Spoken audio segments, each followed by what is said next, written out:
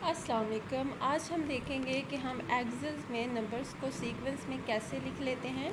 तो इसके लिए मैं आपको 3 तरीके बताऊंगी।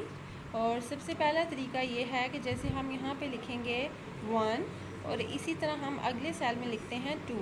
तो क्या होगा कि बजाय इसके जैसे हमने नंबर्स अगर हज़ारों की तादाद में लिखने हैं तो क्या होगा कि एक एक नंबर करके जब हम लिखेंगे तो वो हमें टाइम लगेगा। तो हम क्या करते हैं, सबसे पहला तरीका क्या है कि हम जैसे हमने नंबर लिखने हैं 1 से 20 तक, तो हम दोनों सेल्स को सिलेक्ट करेंगे।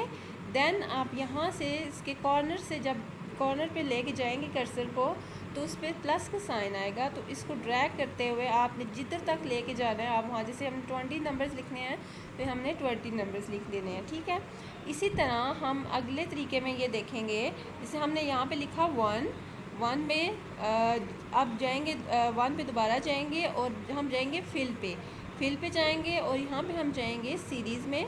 तो सीरीज़ में हम कॉलम को सिलेक्ट करेंगे और हम वैल्यूज़ जहाँ तक आप लिखना चाहते हैं, जैसे हम चाहते हैं कि हम 100 तक वैल्यूज़ लिखना चाहते हैं तो ओके करेंगे। तो ये देखेंगे कि हमारी जो वैल्यूज़ हैं वो 100 तक देखें लिखने गई हैं। ठीक है, इसी तरह हम तीसरा तरीका देखते हैं, जैसे हम यहाँ पे 1 लिखते हैं और अगले सेल में हम इज़ इक्वल टू लिखते हैं पहले सेल का एड्रेस और प्लस क्या करेंगे हम 1 और इंटर करेंगे तो हमारा ये 2 लिखने गया है।